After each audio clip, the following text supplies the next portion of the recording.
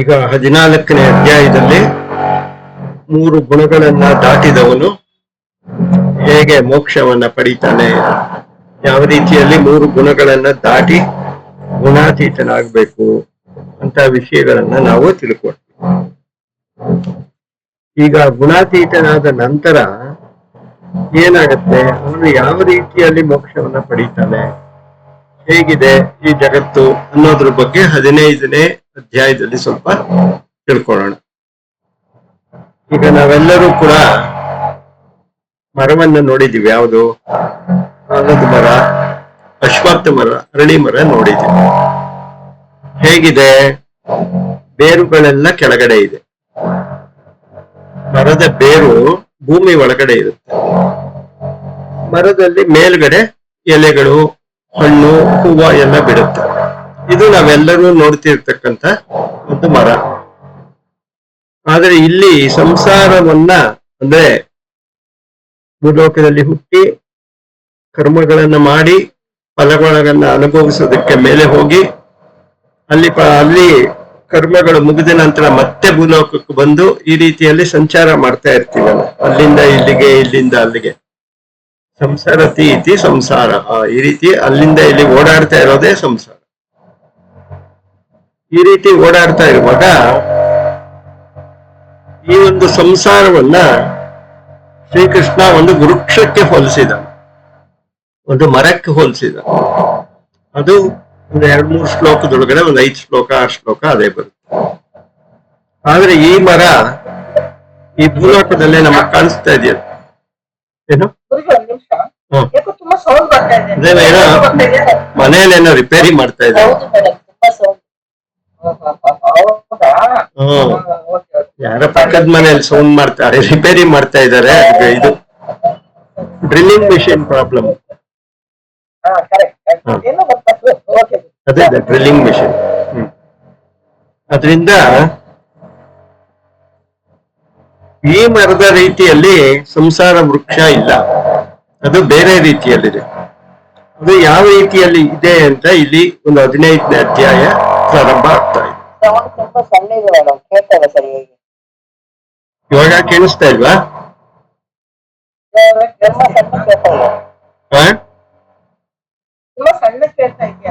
ಹೌದಾ? ಓಕೆ. ಗಲಾಟೆ ಇದೆಯಾ ಅಂತನಾ?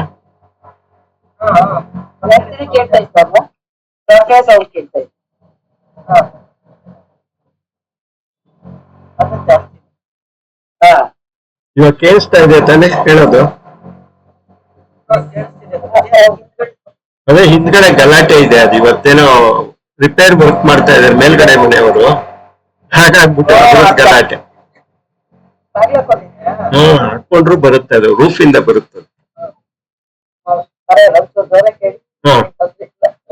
ಸೊ ಈಗ ಈ ಸಂಸಾರದ ವೃಕ್ಷ ನಮಗೆ ಕಾಣಿಸುವ ಮರದ ರೀತಿಯಲ್ಲಿ ಇರೋದಿಲ್ಲ, ಅದು ಬೇರೆ ರೀತಿಯಲ್ಲಿರುತ್ತೆ. 1ನೇ ಶ್ಲೋಕದಲ್ಲಿ ಹೇಳ್ತಾ ಇದ್ದಾರೆ, ಊರ್ಧ್ವ ಮೂಲಂ ಅಧಃ ಶಾಖಂ ಅಶ್ವತ್ಥಂ ಪ್ರಾಹುರ್ ಅವ್ಯಯಂ ಛಂದಾಂಸಿ ಯಸ್ಯ ಪರ್ಣಾನಿ ಯಸ್ತಂ ವೇದ ಸ ವೇದವಿತ್. ಯಾರು ಈ ಸಂಸಾರದ ವೃಕ್ಷವನ್ನ ಈ ರೀತಿಯಲ್ಲಿ ತಿಳ್ಕೊಂಡಿರ್ತಾರೋ ಅವರೇ ತಿಳ್ಕೊಂಡವರು, ಅವರು ವೇದವಿದರು, ವೇದಗಳನ್ನ ಬಲ್ಲವರು ಅಂತ 1ನೇ ಶ್ಲೋಕದಲ್ಲಿ ಹೇಳ್ತಾ ಇದ್ದಾನೆ. ಯಾವ ರೀತಿ ತಿಳ್ಕೊಂಡಿರೋರು? ಊರ್ಧ್ವ ಮೂಲಂ ಅಂದ್ರೆ ಈ ಸಂಸಾರದ ವೃಕ್ಷಕ್ಕೆ ಬೇರುಗಳು ಮೇಲ್ಗಡೆ ಇರುತ್ತೆ. ನಾವು ನೋಡ್ತಕ್ಕಂಥ ಮರಕ್ಕೆ ಭೂಮಿ ಬೇರುಗಳು ಕೆಳಗಡೆ ಇರುತ್ತೆ. ಆದ್ರೆ ಇದರಲ್ಲಿ ಊರ್ಧ್ವ ಮೂಲಂ, ಮೂಲ ಬೇರುಗಳು ಮೇಲ್ಗಡೆ ಇರುತ್ತೆ. ಅಧಃ ಶಾಖಃ, ಆ ಮರದ ರೆಂಬೆಗಳು, ಕೊಂಬೆಗಳು, ಎಲೆ, ಹಣ್ಣು, ಕಾಯಿ, ಗಿಡ, ಹೂವ ಇವೆಲ್ಲ ಕೆಳಗಡೆ ಇರುತ್ತೆ. ಅಂದ್ರೆ ನಮ್ಗೇನ್ ನೋಡ್ತಾ ಇದೀವಿ ವೃಕ್ಷ, ಅದಕ್ಕೆ ಉಲ್ಟ ಸಂಸಾರ ವೃಕ್ಷ. ಊರ್ಧ್ವ ಮೂಲಂ ಅಧಂ ಶಾಖಃ ಅಶ್ವತ್ಥಂ, ಇದರ ಹೆಸರು ಅಶ್ವತ್ಥ ಅಂತ. ಅಶ್ವತ್ಥ ಮರ, ಅಶ್ವತ್ಥ ವೃಕ್ಷ. ಏಕೆ ಅಶ್ವತ್ಥ ಅಂದ್ರೆ ಈ ಸಂಸಾರ ಎನ್ನುವುದು ಶಾಶ್ವತವಲ್ಲ, ಆ ಪರಬ್ರಹ್ಮ ವಸ್ತು ಮಾತ್ರ ಶಾಶ್ವತ. ಈ ಸಂಸಾರವೆನ್ನುವ ವಸ್ತು ಶಾಶ್ವತವಲ್ಲವೇ ಇರೋದ್ರಿಂದ ಅದು ಅಶ್ವತ್ಥ. ಪ್ರಾಹುರ್ ಅವ್ಯಯಂ. ಛಂದಾಂಸಿ ಯಸ್ಯ ಪರ್ಣಾನಿ, ಛಂದಸ್ಸುಗಳು, ಛಂದಾಂಸಿ ಅಂದ್ರೆ ವೇದಗಳು, ಋಗ್ವೇದ, ಯಜುರ್ವೇದ, ಸಾಮವೇದ, ಅಥರ್ವಣ ವೇದ. ಅದೇ ಈ ಒಂದು ಮರದ ಎಲೆಗಳು. ಯಸ್ತಂ ವೇದ ಸಾ ವೇದವಿತ್. ಈ ರೀತಿಯಲ್ಲಿ ವೇದಗಳನ್ನು ಓದಿದವರಿಗೆ ಈ ಸಂಸಾರ ವೃಕ್ಷ ಕಾಣಿಸ್ತಾ ಇರುತ್ತೆ. ಊರ್ಧ್ವಂ ಮೂಲಂ ಅಂದ್ರೆ, ಈಗ ನಾವು ಮರಗಳಿಗೆ ಕೆಳಗಡೆ ಬೇರಿಗೆ ನೀರು ಹಾಕಿದ್ರೆ ಅದು ಹೊತ್ಕೊಂಡು ಮೇಲ್ಗಡೆ ಹೋಗಿ ಅಲ್ಲಿ ಎಲೆಗಳಿರುತ್ತೆ, ಮರ ಗಿಡ ಎಲ್ಲ ಇರುತ್ತೆ. ಮರ ಇದು ಹಣ್ಣು ಕೊಡುತ್ತೆ, ಹೂವು ಕೊಡುತ್ತೆ, ಎಲ್ಲ ಮಾಡುತ್ತೆ. ಅದೇ ರೀತಿಯಲ್ಲಿ ನಾವು ಇಲ್ಲಿ ಅನುಭವಿಸುವಂತಹ ಸುಖ ದುಃಖ ಅನ್ನುವ ಹಣ್ಣು ಹೂವುಗಳಿಗೆ ಬೇರೆ ಯಾವ್ದಪ್ಪ ನೀರು? ಹೋದ ಜನ್ಮದಲ್ಲಿ ಮಾಡಿದ ಕರ್ಮ. ಆದ್ರಿಂದ ಹೋದ ಜನ್ಮದಲ್ಲಿ ಮಾಡಿದ ಕರ್ಮ ಮೇಲ್ಗಡೆಯಿಂದ ಇಳಿದು ಕೆಳಕ್ ಬಂದು ಇಲ್ಲಿ ನಮಗೆ ಈ ಜನ್ಮದಲ್ಲಿ ಸುಖವನ್ನೋ ದುಃಖವನ್ನೋ ಪಾಪವನ್ನೋ ಪುಣ್ಯವನ್ನೋ ಏನೋ ಒಂದು ಕೊಡುತ್ತೆ. ಆದ್ರಿಂದ ಈ ಸಂಸಾರದ ವೃಕ್ಷಕ್ಕೆ ಮೇಲ್ಗಡೆ ಬೇರುಗಳು, ಕೆಳಗಡೆ ಎಲೆ, ಹಣ್ಣು, ಹೂವ ಎಲ್ಲ ಬಿಟ್ಟು ಸೊಗಸಾಗಿರುತ್ತೆ ನೋಡೋದಕ್ಕೆ. ಇದು ಅಶ್ವತ್ಥ. ಯಾಕೆಂದ್ರೆ ಈ ಸಂಸಾರವನ್ನುವುದು ಶಾಶ್ವತವಾದ ವಸ್ತುವಲ್ಲ. ಇದು ಪ್ರತಿಯೊಂದು ಯುಗದಲ್ಲಿಯೂ ಕೂಡ ಪ್ರಳಯವಾದಾಗ ಹೋಗುತ್ತೆ, ಇನ್ನೊಂದು ಯುಗ ಹುಟ್ಟಿದಾಗ ಮತ್ತೆ ಬರುತ್ತೆ. ಇದರ ಎಲೆಗಳನ್ನ ವೇದಗಳು ಅಂತ ಹೇಳಿದ್ದಾರೆ. ಹೇಗೆ ಮರದ ಎಲೆಗಳು ಮರವನ್ನ ರಕ್ಷಣೆ ಮಾಡುತ್ತಾ ಹೂವುಗಳು ಬಿಡೋದಿಕ್ಕೆ, ಹಣ್ಣುಗಳು ಬಿಡೋದಿಕ್ಕೆ ಸಹಾಯ ಮಾಡುತ್ತೋ, ಅದೇ ರೀತಿಯಲ್ಲಿ ಮನುಷ್ಯನಾದವನು ಈ ಭೂಲೋಕದಲ್ಲಿ ಕರ್ಮಗಳನ್ನ ಮಾಡ್ತಾ ಅದರ ಫಲಗಳನ್ನು ಅನುಭವಿಸೋದಿಕ್ಕೆ ವೇದಗಳೇ ಕಾರಣ. ಯಾವ ವೇದಗಳು? ಉಪನಿಷತ್ತುಗಳೇ ಮುಂತಾದ ಪೂರ್ವ ಭಾಗ, ಉತ್ತರ ಭಾಗವಲ್ಲ, ಪೂರ್ವ ಭಾಗ ಕರ್ಮಕಾಂಡ. ಆ ಕರ್ಮಕಾಂಡದಲ್ಲಿ ಹೇಳಿರ್ತಕ್ಕಂಥ ಎಲ್ಲ ಕರ್ಮಗಳನ್ನೇ ನಾವು ಮಾಡ್ತಾ ಇರೋದು. ಅವುಗಳಿಂದಾಗಿ ನಮಗೆ ಫಲಗಳು ಸಿಗ್ತಾ ಇರೋದ್ರಿಂದ ಅವುಗಳನ್ನ ಎಲೆಗಳಿಗೆ ಹೋಲಿಸಿದೆ. ಅದು ಈ ಸಂಸಾರವನ್ನ ರಕ್ಷಣೆ ಮಾಡ್ತಾ ನಮ್ಮೆಲ್ಲರಿಗೂ ಫಲಗಳಿಗೆ ಕಾರಣವಾಗಿದೆ. ಆದ್ರಿಂದ ಛಂದಾಂಸಿ ಯಸ್ಯ ಪರ್ಣಾನಿ, ಅದರ ಎಲೆಗಳು ವೇದಗಳು. ಈ ರೀತಿಯಲ್ಲಿ ನಾವು ಈ ಒಂದು ಸಂಸಾರದ ವೃಕ್ಷವನ್ನ ತಿಳ್ಕೊಂಡ್ರೆ ಆವಾಗ ನಾವು ಸರಿಯಾಗಿ ತಿಳ್ಕೊಂಡಿದ್ದೀವಿ ಅಂತ ಅರ್ಥ.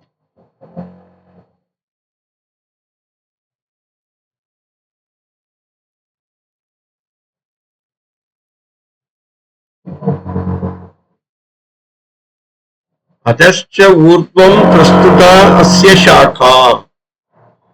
ಅಧಶ್ಚ ಊರ್ಧ್ವಂ ಪ್ರಸ್ತುತ ಅಸ್ಯ ಶಾಖಾ ಅಂದ್ರೆ ಈ ಆಲದ ಮರಕ್ಕೆ ಬಿಳಲುಗಳಿರುತ್ತೆ, ಕೆಳಗಡೆನೂ ಬೇರಿರುತ್ತೆ, ಮರ ಮೇಲಕ್ಕೆ ಬೆಳೆಯುತ್ತೆ, ತಿರ್ಗಾ ಮೇಲ್ಗಡೆಯಿಂದ ಬೇರುಗಳು ಕೆಳಗಿಳ್ಕೊಂಡು ಬರುತ್ತೆ, ತಿರ್ಗಾ ಕೆಳಗಡೆ ಬಂದು ತಿರುಗಿ ಮೇಲಕ್ಕೆ ಕೇಳ್ಕೊಂಡು ಹೋಗುತ್ತೆ.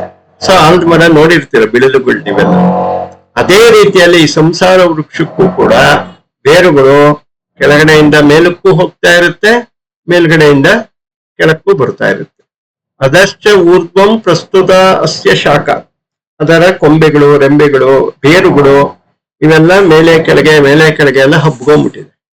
ಅಂದ್ರೆ ಏನು ಅಂದ್ರೆ ಈ ಜನ್ಮದಲ್ಲಿ ಕರ್ಮವನ್ನ ಮಾಡೋದು, ಅದರ ಫಲವನ್ನ ಮೇಲ್ಗಡೆ ಲೋಕದಲ್ಲಿ ಅನುಭವಿಸೋದು, ಅನುಭವಿಸಿದ ನಂತರ ಮತ್ತೆ ಭೂಲೋಕದಲ್ಲಿ ಬರೋದು, ತಿರ್ಗಾ ಇಲ್ಲಿಂದ ಮೇಲಕ್ಕೆ ಹೋಗೋದು. ಹಾಗೆ ಈ ಒಂದು ಕರ್ಮದ ಬೇರುಗಳು ಮೇಲಿಂದ ಕೆಳಗು, ಕೆಳಗಿಂದ ಮೇಲೂ ಆಲದ ಮರವನ್ನ ಹೇಗೆ ಬಿಳಲುಗಳು ಹಬ್ಕೊಂಡಿರುತ್ತೋ ಹಾಗೆ ಪ್ರಸ್ತುತ ಅಸ್ಯ ಶಾಖ ಅವು ಹಬ್ಕೊಂಡಿದೆ. ಗುಣಪ್ರವೃದ್ಧ ವಿಷಯ ಪ್ರವಾಲಾಹ, ವಿಷಯಗಳೆಂಬ ಚಿಗುರು.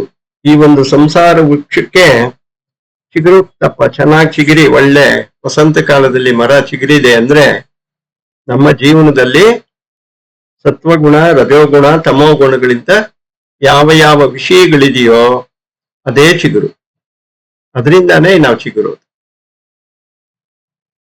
ಅದರಿಂದ ಗುಣಪ್ರವೃದ್ಧ ವಿಷಯ ಪ್ರವಾಲಾಹ, ವಿಷಯಗಳೆಂಬ ಚಿಗುರುಗಳು. ಅದಶ್ಚ ಮೂಲಾನ್ ಅನ್ಯನುಸಂತಾನಿ, ಕೆಳಗಿನದಾದ ಮನುಷ್ಯ ಲೋಕದಲ್ಲಿ ಕರ್ಮಾನುಬಂಧೀನಿ ಮನುಷ್ಯ ಲೋಕೆ, ಈ ಮನುಷ್ಯ ಲೋಕದಲ್ಲಿ ಅಂದ್ರೆ ಈ ಭೂಲೋಕದಲ್ಲಿ ಕರ್ಮದ ಅನುಭವಗಳುಳ್ಳ ಬೇರುಗಳು ವ್ಯಾಪಿಸಿಕೊಂಡಿವೆ. ಅಂದ್ರೆ ಹೋದ ಜನ್ಮದಲ್ಲಿ ಮಾಡಿದ ಕರ್ಮಗಳು ಮೇಲೆ ಹೋಗಿ ಅಲ್ಲಿ ಬೇರಿನ ಮೂಲಕ ಕೆಳಗಡೆ ಇಳಿದು ಈ ಜನ್ಮದಲ್ಲಿ ನಮಗೆ ಫಲಗಳನ್ನ ಕೊಡ್ತಾ ಇದೆ. ಈ ಜನ್ಮದಲ್ಲಿ ಮಾಡಿದ ಕರ್ಮಗಳು ಮೇಲ್ಗಡೆ ಫಲ ಕೊಡುತ್ತೆ, ಮೇಲ್ಗಡೆ ಮಾಡಿದ ಕರ್ಮಗಳು ಕೆಳಗಡೆ ಫಲ. ಹೀಗೆ ಇದರ ಬೇರುಗಳು ಮೇಲೂ ಕೆಳಗೂ ಎಲ್ಲ ಹಬ್ಕೊಂಡಿರೋದ್ರಿಂದ ಮನುಷ್ಯ ಲೋಕದಲ್ಲಿ ಕರ್ಮದ ಅನುಭವವುಳ್ಳ ಬೇರುಗಳು ವ್ಯಾಪಿಸಿಕೊಂಡಿದೆ. ಅಂದ್ರೆ ಸ್ವರ್ಗಕ್ಕೆ ಹೋಗಿ ಕೂತ್ಕೊಂಡ್ರೆ ನೀವು ಯಾವ ಸುಖವನ್ನು ಅನುಭವಿಸೋದಕ್ಕೆ ಆಗೋದಿಲ್ಲ. ಎಲ್ಲ ಸುಖ ದುಃಖಗಳು ಭೂಲೋಕದಲ್ಲೇ ಅನುಭವಿಸ್ಬೇಕು, ಮನುಷ್ಯನಾಗಿ ಹುಟ್ಟೇ ಅನುಭವಿಸ್ಬೇಕು. ಅದಕ್ಕೆ ದೇವಾನು ದೇವತೆಗಳು ಕೂಡ ಭೂಲೋಕದಲ್ಲಿ ಮನುಷ್ಯರಾಗಿ ಹುಟ್ಟಿ ಅವತಾರ ಮಾಡೇ ಎಲ್ಲ ಕಷ್ಟ ಸುಖಗಳನ್ನು ಅನುಭವಿಸ್ತಾರೆ. ಅಲ್ಲಿ ಏನೂ ಇಲ್ಲ, ಸುಮ್ಮನೆ ಸ್ವರ್ಗ ಸ್ವರ್ಗ ಅಂತಾರೆ, ಅಲ್ಲಿ ಏನೂ ಇಲ್ಲ. ಅದರಿಂದ ಎಲ್ಲ ಇರೋದು ಭೂಲೋಕದಲ್ಲೇ. ಕರ್ಮಾನುಬಂಧೀನಿ ಮನುಷ್ಯ ಲೋಕೆ. ಕರ್ಮದ ಅನುಭವಗಳು ನಮ್ಗೇನಾದ್ರು ಆಗ್ಬೇಕು ಅಂದ್ರೆ ಭೂಲೋಕದಲ್ಲೇ ಆಗ್ಬೇಕು. ದೇವಾನು ದೇವತೆಗಳು ಶ್ರೀರಾಮನಾಗ್ಲಿ ಶ್ರೀಕೃಷ್ಣನಾಗ್ಲಿ ಅವತಾರ ಎತ್ತಿ ಇಲ್ಲೇ ಅನುಭವಿಸ್ಬೇಕು. ಅವ್ರು ವೈಕುಂಠದಲ್ಲಿ ಕುತ್ಕೊಂಡು ಅಲ್ಲಿ ಏನೂ ಮಾಡಕ್ಕಾಗಲ್ಲ, ಕೈಲಾಸದಲ್ಲಿ ಕುತ್ಕೊಂಡು ಅಲ್ಲೂ ಏನೂ ಮಾಡಕ್ಕಾಗಲ್ಲ. ಆದ್ರಿಂದ ಕರ್ಮಾನುಬಂಧೀನಿ ಮನುಷ್ಯ ಲೋಕೆ. ಮನುಷ್ಯ ಲೋಕದಲ್ಲಿ ಮಾತ್ರ ಕರ್ಮಗಳಿಗೆ ಒಂದು ಫಲಗಳು ಸಿಗುತ್ತೆ. 3ನೇ ಶ್ಲೋಕದಲ್ಲಿ ಹೇಳ್ತಾರೆ, ನಾ ರೂಪಂ ಅಸ್ಯ ಏಹ ತಥೋ ಉಪಲಭ್ಯತೆ. ಆದರೆ ಯಾರು ವೇದಗಳನ್ನು ಓದಿಲ್ಲವೋ, ಯಾರಿಗೆ ಜ್ಞಾನವಿಲ್ಲವೋ ಅವರಿಗೆ ಈ ರೀತಿಯ ಒಂದು ಅಶ್ವತ್ಥ ಮರದ ರೂಪದಲ್ಲಿ ಸಂಸಾರ ಕಂಡು ಬರಲ್ಲ. ನಮಗೆ ಇಲ್ಲಿಂದ ಮೇಲಕ್ಕೆ ಹೋಗ್ತಾ ಇದ್ದೇವುದು, ಇಲ್ಲಿ ಕೆಲಸ, ಇಲ್ಲಿ ಪುಣ್ಯ ಕಳಿಸೋದು, ಮೇಲ್ಗಡೆ ಸುಖ ಪಡೆಯೋದು ಅನ್ನೋದು ನಮ್ಮ ಭಾವನೆಗಳಿರುತ್ತೆ. ಆದರೆ ಈ ರೀತಿ ಉಲ್ಟಾ ಮೇಲ್ಗಡೆ ಕೆಲಸ ಮಾಡಿ ಕೆಳಗಡೆ ಅನುಭವಿಸೋದಿದೆಯಲ್ಲ, ಅದು ನ ರೂಪಂ ಅಸ್ಯ ಏಹ ತಥಾ ಉಪಲಭ್ಯತೆ. ಈ ರೀತಿಯಲ್ಲಿ ಅಜ್ಞಾನಿಗಳಿಗೆ ಯಾರಿಗೂ ಕೂಡ ಕಂಡು ಬರಲ್ಲ. ನ ಅಂತೋ ನ ಚ ಆದಿರ್ ನ ಚ ಸಂಪ್ರತಿಷ್ಠ. ಈ ಒಂದು ಸಂಸಾರವೆಂಬ ವೃಕ್ಷಕ್ಕೆ, ಅರಳಿ ಮರಕ್ಕೆ ನ ಅಂತಹ ಕೊನೆಯೇ ಇಲ್ಲ, ನ ಚ ಆದಿಹಿ ಮೊದಲೂ ಇಲ್ಲ, ಚ ಸಂಪ್ರತಿಷ್ಠ. ಇದು ಎಲ್ಲಾದ್ರೂ ಒಂದ್ ಕಡೆ ಇದೆಯೇನಪ್ಪ, ಕೂತ್ಕೊಂಡಿದೆಯಾ ಮರದ ತರ ಅಂದ್ರೆ ಅದು ಕಾಣಿಸ್ತಾ ಇಲ್ಲ. ಅಂದ್ರೆ ಅಷ್ಟು ವಿಶಾಲವಾಗಿದೆ ಈ ಸಂಸಾರವೆಂಬ ವೃಕ್ಷ. ಅದಕ್ಕೆ ಆದಿಯೂ ಇಲ್ಲ, ಅಂತ್ಯೂ ಇಲ್ಲ, ಸಂಪ್ರತಿಷ್ಠೆ.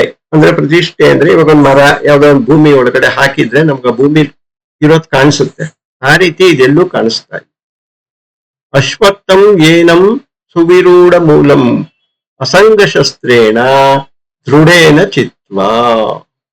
ಈಗ ಅರ್ಜುನನ್ಗೆ ಹೇಳ್ತಾ ಇದ್ದಾನೆ, ಅಶ್ವತ್ಥಂ ಏನಂ, ಈ ಒಂದು ಸಂಸಾರ ವೃಕ್ಷವನ್ನ ಅಶ್ವತ್ಥ ಮರ ಅಂತ ಕೃಷ್ಣ ಕರೀತಾ ಇದ್ದಾನೆ. ಅದಕ್ಕೋಸ್ಕರನೇ ನಾವು ಅರಳಿ ಮರ, ಅಶ್ವತ್ಥ ಮರಕ್ಕೆ ಪೂಜೆ ಮಾಡೋದು, ಸುತ್ತೋದು ಎಲ್ಲ ಮಾಡೋದು ಏನಕ್ಕೆ ಅಂದ್ರೆ ಇದು ಒಂದು ಸಂಸಾರದ ಪ್ರತೀಕ.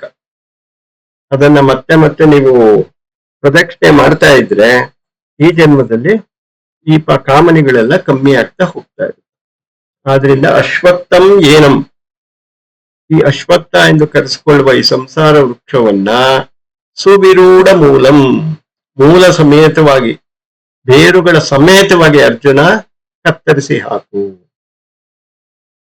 ಯಾಕೆಂದ್ರೆ ಇದ್ರಲ್ಲಿ ತಾನೇ ನಾವು ಬಂಧಿತರಾಗಿರೋದು. ಈ ಮರದಲ್ಲಿ ಕೂತ್ಕೊಂಡೆ ಎಲ್ಲ ಕಷ್ಟ ಸುಖಗಳನ್ನು ನೋಡ್ತಾ ಮತ್ತೆ ಮತ್ತೆ ಪುನರ್ಜನ್ಮಗಳನ್ನ ಪಡಿತಾ ಇರೋದು. ಆದ್ರಿಂದ ಅಶ್ವತ್ಥಂ ಏನಂ ಸುವಿರೂಢ ಮೂಲಂ ಅಸಂಗ ಶಸ್ತ್ರೇನ ದೃಢೇನ ಚಿತ್ವಾ. ಈ ಒಂದು ಮರದ ಬೇರುಗಳನ್ನ ಅರ್ಜುನ ದೃಢವಾಗಿ ನಿಂತು ಕತ್ತರಿಸಿ ಹಾಕು. ಏನ್ರಿಂದ ಕತ್ತರಿಸಾಕ್ಬೇಕು? ಕತ್ತಿಯಿಂದ ಕತ್ತರಿಸಾಕ್ಬೇಕು. ಯಾವ ಕತ್ತಿ? ಅಸಂಗಂ ಶಸ್ತ್ರೇಣ, ಅಸಂಗವೆಂಬುವ ಕತ್ತಿಯಿಂದ. ಅಸಂಗ ಅಂದ್ರೆ ಏನು? ಸಂಗ ಅಂದ್ರೆ ಸಂಸಾರದ ವಿಷಯಗಳಲ್ಲಿ ಆಸಕ್ತಿ, ಅಸಂಗ ಅಂದ್ರೆ ಸಂಸಾರದ ವಿಷಯದಲ್ಲಿ ಅನಾಸಕ್ತಿ. ಹಾಗೆ ಸಂಸಾರದ ವಿಷಯಗಳಲ್ಲಿ ವಿಷಯ ಚಿಂತನೆಯನ್ನು ಬಿಟ್ಟು, ಅಸಂಗ ಅಂದ್ರೆ ಅದೇ ಸಂಸಾರದ ಚಿಂತನೆಗಳನ್ನ ಬಿಟ್ಟು ಆ ಒಂದು ಕತ್ತಿಯಿಂದ ಈ ಒಂದು ಮರದ ಬೇರುಗಳನ್ನ ಚಿದ್ವಾ, ಕತ್ತರಿಸಿ ಹಾಕು. ತತಃ, ಆನಂತರದಲ್ಲಿ ಪದಂ ತತ್ಪರಿಮಾರ್ಗಿತವ್ಯಂ ಯಸ್ಮಿನ್ ಗತಾ ನಾ ನವರ್ತಯಂತಿ ಭೂಯಃ. ಈ ರೀತಿಯಲ್ಲಿ ಯಾರು ಸಂಸಾರವೆಂಬ ಈ ವೃಕ್ಷವನ್ನ ಮೋಹ, ಶೋಕ ಇವುಗಳನ್ನ ಬಿಟ್ಟು ಅಸಂಗವೆಂಬ ಕತ್ತಿಯಿಂದ ಕತ್ತರಿಸಿ ಹಾಕ್ತಾರೋ ಅವರಿಗೆ ಮೋಕ್ಷ ಪ್ರಾಪ್ತಿ ತತಃ ಪದಂ ತತ್ಪರಿಮಾರ್ಗಿತವ್ಯಂ. ಪರಬ್ರಹ್ಮನ ಪದವು ಆಗ ದಾರಿ ಕಾಣಿಸ್ಕೊಳ್ಳುತ್ತೆ. ಯಸ್ಮಿನ್ ಗತ, ಆ ಒಂದು ದಾರಿಯಲ್ಲಿ ಯಾರ್ಯಾರು ಹೋಗ್ತಾರೋ ನಾ ನಿವರ್ತಯಂತಿ ಭೂಯಃ, ಅವರು ಮತ್ತೆ ಹುಟ್ಟುವುದು. ಆದ್ರಿಂದ ಏನ್ ಮಾಡ್ಬೇಕು, ಈ ಸಂಸಾರವೆಂಬ ಅರಳಿ ಮರವನ್ನ ಸುತ್ತಕೊಂಡು ಹಬ್ಕೊಂಡಿರೋ ಬೇರುಗಳನ್ನೆಲ್ಲ ಅಸಂಗವೆನ್ನುವ, ಅಂದ್ರೆ ಯಾವುದೇ ಸಂಘವಿಲ್ಲದೆ ನಾವದನ್ನ ಬೇರುಗಳನ್ನ ಕತ್ತರಿಸಿ ಹಾಕಿದ್ರೆ ಆಗ ನಮಗೆ ಮೋಕ್ಷ ಪ್ರಾಪ್ತಿಗೆ ಅವಕಾಶ ಆಗತ್ತೆ. ತಮ್ಯೇವ ಚ ಆದ್ಯಂ ಪುರುಷಂ ಪ್ರಪದ್ಯೆ ಯತಃ ಪ್ರವೃತ್ತಿ ಪ್ರಸೃತ ಪುರಾಣಿ. ಪುರಾಣವಾದ ಈ ಪ್ರವೃತ್ತಿಯು ಯಾವಾತನಿಂದ ಹೊರಡು ಬಂದಿರುವುದೋ ಅದೇ ಆದಿಪುರುಷನನ್ನು ಶರಣು ಹೊಕ್ಕಿದ್ದೇನೆ ಅಂತ ಹೇಳ್ಬೇಕು. ಅಂದ್ರೆ ಈ ಸಂಸಾರವು ಯಾರಿಂದ ಸೃಷ್ಟಿಯಾಯ್ತು? ಹಿರಣ್ಯ ಗರ್ಭನಿಂದ ಸೃಷ್ಟಿಯಾಯ್ತು. ಹಿರಣ್ಯ ಗರ್ಭನು ಯಾರಿಂದ ಸೃಷ್ಟಿಯಾದ? ಅಪರಬ್ರಹ್ಮನಿಂದ ಸೃಷ್ಟಿಯಾದ. ಅಪರಬ್ರಹ್ಮನು ಯಾರಿಂದ ಸೃಷ್ಟಿಯಾದ? ಪರಬ್ರಹ್ಮನಿಂದ ಸೃಷ್ಟಿಯಾದ. ಆದ್ರಿಂದ ಅವನು ಆದಿಪುರುಷ. ಆ ಆದಿಪುರುಷನನ್ನ ಶರಣಿ ಹೋಗಿ ನಾ ಅನ್ಯತ್ ಅಸ್ತಿ, ಇನ್ನು ಬಿಟ್ರೆ ಇನ್ನೇನು ಇಲ್ಲ, ಈ ರೀತಿಯನ್ನ ಭಾವನೆ ಮಾಡಿಕೊಂಡು ಅಸಂಗದಿಂದ ಈ ಸಂಸಾರದ ಬೇರುಗಳನ್ನ ಕತ್ತರಿಸಿ ಹಾಕಿ ಮೋಕ್ಷ ಮಾರ್ಗವನ್ನ ಸಂಪಾದನೆ ಮಾಡ್ಕೊಂಡು. ಒಂದು ನಿಮಿಷ.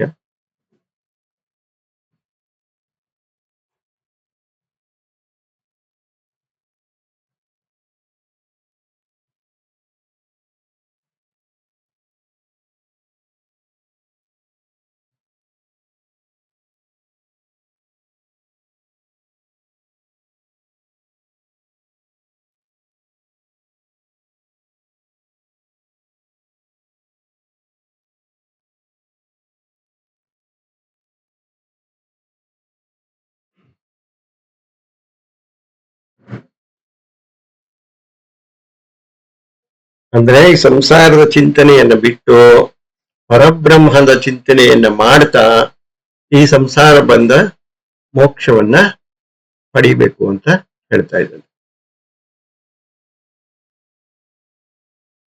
ನಿರ್ಮಾಣ ಮೋಹ ಜಿತಸಂಗ ದೋಷ ಆಧ್ಯಾತ್ಮ ನಿತ್ಯ ವಿನಿವೃತ್ತ ಕಾಮಾಹ ದ್ವಂದ್ವೈರ್ ವಿಮುಕ್ತಾಹ ಸುಖ ದುಃಖ ಸಂಜ್ಞೈರ್ ಗಚ್ಚಂತಿ ಅಮೂಢಾಹ ಪದಂ ಅವ್ಯಯಂ ತತ್. ಯಾರು ನಿರ್ಮಾಣ ಅಂದ್ರೆ ಮಾನವನ್ನ ಬಿಟ್ಟಿರೋದು, ಅಂದ್ರೆ ನಾನು ಎನ್ನುವ ಅಹಂಕಾರವನ್ನ ಬಿಟ್ಟಿರೋದು. ನಿರ್ಮೋಹ ಸಂಸಾರದ ಮೇಲಿನ ಮೋಹವನ್ನ ಬಿಟ್ಟಿರೋದು. ಜಿತಸಂಗ ದೋಷಾಹ ತ್ರಿಗುಣಾತ್ಮಕವಾದ ಸತ್ಯ ರಜಸ್ ತಮಸ್ ಈ ಮೂರು ಗುಣಗಳ ಸಂಘವನ್ನ ಬಿಟ್ಟಿರೋರು. ಆಧ್ಯಾತ್ಮ ನಿತ್ಯ ಸದಾಕಾಲವು ಆತ್ಮಚಿಂತನೆಯಲ್ಲೇ ಇರೋರು. ವಿನಿವೃತ್ತ ಕಾಮಾಹ ಕಾಮನೆಗಳಿಂದ ಹಿಂದಕ್ಕೆ ಬಂದಿರೋರು. ದ್ವಂದ್ವೈರ್ ವಿಮುಕ್ತಾಹ ಸುಖ ದುಃಖ ಮುಂತಾದ ದ್ವಂದ್ವಗಳಿಂದ ಮುಕ್ತರಾಗಿರೋರು. ಗಚ್ಚಂತಿ ಮೂಢಾಹ ಈ ರೀತಿಯಲ್ಲಾದ ಮೂಢರಲ್ಲದ ಜ್ಞಾನಿಗಳಾದ ಜನರು ಪದಂ ಅವ್ಯಯಂ ತತ್ ಆ ಒಂದು ಪರಬ್ರಹ್ಮನ ಪದವನ್ನ ಸೇರ್ತಾರೆ ಅಂತ ಹೇಳ್ತಾ ಇದ್ದಾರೆ. ಆ ಒಂದು ಪರಬ್ರಹ್ಮನ ಪದ ಹೇಗಿದೆ? ಪದ ಅಂದ್ರೆ ಪಾದ. ನಾವು ಹೇಳ್ತೀವಲ್ಲ ಭಗವಂತನ ಪಾದ ಅಂತ. ಪಾದ ಅಂದ್ರೆ ಪದ, ಪಾದ ಅವನಿರುವ ಜಾಗ ಅಂತ. ಆ ಪರಬ್ರಹ್ಮನು ಇರುವ ಜಾಗ ಹೇಗಿದೆಯಪ್ಪ ಅಂದ್ರೆ ನಾ ತತ್ ಭಾಸತೆ ಸೂರ್ಯೋ, ಅಲ್ಲಿ ಸೂರ್ಯನು ಬೆಳಗುವುದಿಲ್ಲ. ಏಕೆಂದ್ರೆ ಸೂರ್ಯನೇ ಅದರಿಂದ ಬೆಳಗುತ್ತೆ. ಆದ್ದರಿಂದ ಅದನ್ನು ಬೆಳಗೋದಕ್ಕೆ ಸೂರ್ಯನ ಕೈಲಾಗಲ್ಲ. ಆದ್ರಿಂದ ನಾ ತತ್ ಭಾಸತೆ ಸೂರ್ಯೋ, ಅಲ್ಲಿ ಸೂರ್ಯನು ಆ ಒಂದು ಸ್ಥಳವನ್ನ ಬೆಳಗೋದಿಲ್ಲ. ನ ಶಶಾಂಕೋ, ಚಂದ್ರನು ಕೂಡ ಅಲ್ಲಿ ತನ್ನ ಬೆಳಕನ್ನ ಕೊಡೋದಿಲ್ಲ. ನ ಪಾವಕಃ, ಅಲ್ಲಿ ಅಗ್ನಿಯೂ ಕೂಡ ಇರೋದಿಲ್ಲ, ಬೆಳಕು ಇರೋದಿಲ್ಲ. ಯಾವ ಬೆಳಕು? ಅಲ್ಲಿ ಜ್ಞಾನದ ಬೆಳಕಿರುತ್ತೆ ಹೊರತು ಸೂರ್ಯನ ಬೆಳಕಾಗಲಿ ಚಂದ್ರನ ಬೆಳಕಾಗಲಿ ನಮ್ಮ ಭೂಲೋಕದ ರೀತಿಯಲ್ಲಿ ಕತ್ತಲು ಹಗಲಾಗಲಿ ಏನೂ ಇರಲ್ಲ. ಯತ್ ಗತ್ವಾ ನ ನಿವರ್ತಂತೆ ತದ್ಧಾಮ ಪರಮಂ ಮಮ. ಆ ರೀತಿಯಲ್ಲಿ ಇರ್ತಕ್ಕಂಥ ಜ್ಞಾನಮಯವಾದ ಸ್ಥಳ ಆ ಪರಬ್ರಹ್ಮನಿರುವ ಜಾಗ. ಯತ್ ಗತ್ವಾ, ಆ ಒಂದು ಜಾಗವನ್ನು ಯಾರು ಪ್ರವೇಶ ಮಾಡ್ತಾರೋ ನಾನಿವರ್ತಂತೆ, ಅವರು ಹಿಂದಕ್ಕೆ ಮತ್ತೆ ಬರೋದಿಲ್ಲ. ಸೊ ಭಗವಂತನು ಹೇಳ್ತಾ ಇದ್ದಾನೆ, ನನ್ನ ಪರಮಧಾಮವಾದ ಆ ಒಂದು ಪದವನ್ನು ಯಾರು ಸೇರ್ಕೋತಾರೋ ಅವರು ನಾನಿವರ್ತಂತೆ, ಮತ್ತೆ ಈ ಸಂಸಾರ ಬಂಧನಕ್ಕೆ ಈ ಸಂಸಾರವೆಂಬ ವೃಕ್ಷದಲ್ಲಿ ಮತ್ತೆ ಬಂದು ಸೇರ್ಕೊಳ್ಳೋದಿಲ್ಲ.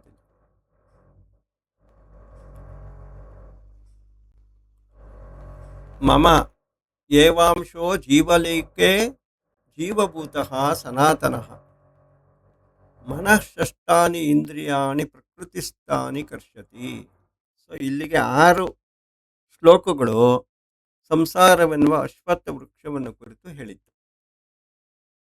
6 ಶ್ಲೋಕಗಳಲ್ಲಿ ಹೇಗೆ ನಮಗೆ ಕಾಣಿಸೋ ರೀತಿಯಲ್ಲಿ ಮರ ಇರೋದಿಲ್ಲ, ಅದು ಮೇಲೆ ಬೇರುಗಳು, ಕೆಳಗೆ ಎಲೆಗಳು, ಮರ, ಕೊಂಬೆ, ಹಣ್ಣು, ಹೂವು ಎಲ್ಲ ಬಿಟ್ಟಿರುತ್ತೆ. ಯಾಕೆಂದರೆ ಇಲ್ಲೇ ತಾನೇ ನಾವು ಅನುಭವಿಸೋದು, ಮೇಲೇನು ಅನುಭವಿಸೋದು, ಕೆಳಗಡೆನೇ ಅನುಭವಿಸೋದು, ಭೂಲೋಕದಲ್ಲೇ ಅನುಭವಿಸೋದು. ಸೊ ಈ ರೀತಿ 6 ಶ್ಲೋಕಗಳಲ್ಲಿ ನಮಗೆ ಅಶ್ವತ್ಥವೆಂಬ ವೃಕ್ಷ ಹೇಗಿರುತ್ತೆ, ಅದನ್ನು ಯಾವ ಕತ್ತಿಯಿಂದ ನಾವು ಕತ್ತರಿಸಬೇಕು, ಅದನ್ನು ಕತ್ತರಿಸಿದರೆ ಮರ ಏನಾಗುತ್ತೆ, ಇವಾಗ ಬೇರು ಕತ್ತರಿಸ್ಬಿಟ್ರೆ ಮರ ಸತ್ತೋಗುತ್ತೆ. ಅದೇ ರೀತಿಯಲ್ಲೇ ಈ ಅಸಂಗವೆಂಬುವ ಕತ್ತಿಯಿಂದ ಈ ಅಶ್ವತ್ಥ ಮರದ, ಸಂಸಾರವೆನ್ನುವ ಅಶ್ವತ್ಥ ಮರದ ಬೇರುಗಳನ್ನು ಕತ್ತರಿಸಿ ಹಾಕಿಬಿಟ್ರೆ ಆ ಸಂಸಾರವೆನ್ನುವ ವೃಕ್ಷವೂ ಸತ್ತೋಗ್ಬಿಡುತ್ತೆ. ಅದಕ್ಕೆ ಕ್ಷತ ಅಶ್ವತ್ಥ ಅಂತ ಅದನ್ನು ಕರೆಯೋದು. ನಾವು ಕತ್ತರಿಸಿ ಹಾಕಿದ್ರೆ ಅದು ಸತ್ತೋಗುತ್ತೆ, ಅದಿರಲ್ಲ. ಆದ್ದರಿಂದ ಅದು ಅಶ್ವತ್ಥ. ಈ ರೀತಿಯಲ್ಲಿ ಹೇಳಿದ್ದಾರೆ. ಈಗ 7ನೇ ಶ್ಲೋಕದಿಂದ ಯಾವ ರೀತಿಯಲ್ಲಿ ನಾನು ಒಂದು ಈ ಸಂಸಾರವೆಂಬ ವೃಕ್ಷದಲ್ಲಿ ಇದ್ದೀನಿ, ಪರಮಾತ್ಮನಾದ ನಾನು, ಪರಬ್ರಹ್ಮನಾದ ನಾನು ಯಾವ ರೀತಿಯಲ್ಲಿ ಈ ಸಂಸಾರದಲ್ಲಿ ಇದ್ದೀನಿ ಅಂತ ಹೇಳ್ತಾ ಇದ್ದೇನೆ. ಮಮ ಏವ ಅಂಶೋ ಜೀವಲೋಕೆ ಜೀವಭೂತಃ ಸನಾತನಃ. ಆ ಪರಬ್ರಹ್ಮನ ಒಂದು ಅಂಶವೇ ಈ ಒಂದು ಸಂಸಾರ ವೃಕ್ಷದಲ್ಲಿ. ಹೇಗೆ ವೃಕ್ಷದಲ್ಲಿ ಹಣ್ಣು ಹೂವು ಎಲ್ಲ ಬಿಟ್ಟಿರುವಾಗ ಪ್ರಾಣಿಗಳು ಪಕ್ಷಿಗಳು ಎಲ್ಲ ಆಶ್ರಯ ಪಡೆದಿರುತ್ತಲ್ಲ, ಅದೇ ರೀತಿಯಲ್ಲೇ ಈ ಸಂಸಾರ ವೃಕ್ಷದಲ್ಲಿ ಜೀವನು ಆಶ್ರಯ ಪಡೆದಿರ್ತಾನೆ. ಅವನು ಒಂದು ಪಕ್ಷಿ ಥರ. ಜೀವನು ಆಶ್ರಯವನ್ನು ಎಲ್ಲಿ ಪಡಿತಾನೆ? ಈ ಸಂಸಾರ ವೃಕ್ಷದಲ್ಲಿ ಪಡೆದು ಅಲ್ಲಿರ್ತಕ್ಕಂಥ ಹಣ್ಣುಗಳು ಹಂಪಲುಗಳನ್ನೆಲ್ಲ ತಿನ್ಕೊಂಡು ಸಂತೋಷವಾಗಿ ಹಾಡ್ಕೊಂಡಿರುತ್ತೆ. ಈ ಜೀವ ಯಾರಪ್ಪ ಅಂದರೆ ನಾನೇ. ನನ್ನ ಒಂದು ಅಂಶವೇ ಈ ಮರದಲ್ಲಿ ಜೀವನಾಗಿದ್ದುಕೊಂಡು 5 ಇಂದ್ರಿಯಗಳು ಮತ್ತು 6ನೆಯದಾದ ಮನಸ್ಸನ್ನು ಇಟ್ಟುಕೊಂಡು ಅವುಗಳನ್ನೆಲ್ಲ ಎಳ್ಕೊಳ್ಳುತ್ತೆ. ಈ ರೀತಿಯಲ್ಲಿ ಆಧ್ಯಾತ್ಮವನ್ನು 7ನೇ ಶ್ಲೋಕದಿಂದ ಪ್ರಾರಂಭ ಮಾಡ್ತಾ ಇದ್ದಾರೆ. ಈಗ ಪ್ರಶ್ನೋತ್ತರ ಇದ್ರೆ